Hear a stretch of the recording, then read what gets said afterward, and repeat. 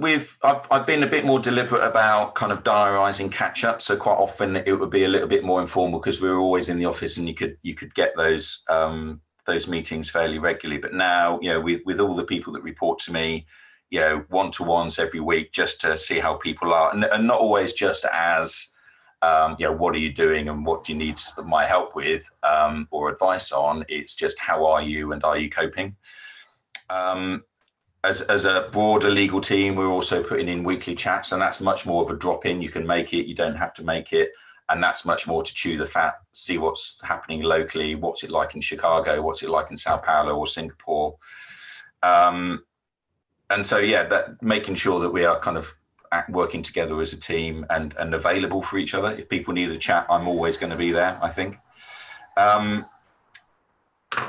Productivity, it's tempting to say the productivity has gone up because we're spending less time commuting and there's less time to waste time in an office. But as I say, I'm more interested in, are the things getting done that need to be done? Broadly, yes, they are, than kind of working out how many hours people are working or not working.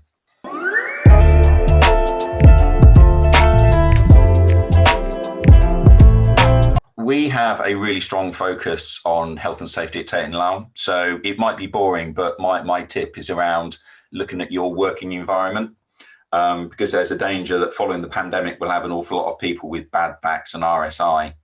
So if you were working in an office, you've probably done a workstation assessment. You should be doing the same thing at home. You should be looking at what you're sat at, what you're sat on, whether you've got a monitor or whether you're spending kind of 7 or 8 hours a day hunched over a laptop, which is not a healthy way to work. I think the good employers will have talked to their employees about that already. But if they haven't, I'd encourage people to talk to their employer and say, actually, I could use a monitor. I could use a desk chair, even though I'm sitting at the dining table. And even if you don't have a good employer, I think there's a lot of us who are saving an awful lot of money on not commuting every day. So I've certainly done things like I've bought a different web camera so I can look up rather than down. Yeah. Think about, is there a corner of your house that you can put over to being more comfortable rather than just working at the dining room table on a hard chair that might not be supportive.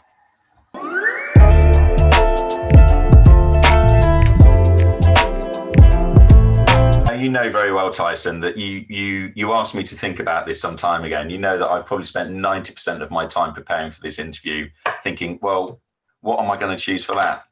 But I've gone for I Will Survive. Because I wanted to hit a positive note. I think this is something that together we all are going to get through. I know it will be harder for some of us than others. And there'll be tough times ahead, but we need a positive, motivating tune to carry us through. Yeah. And I've learnt over time to worry only about the things that I can do something about.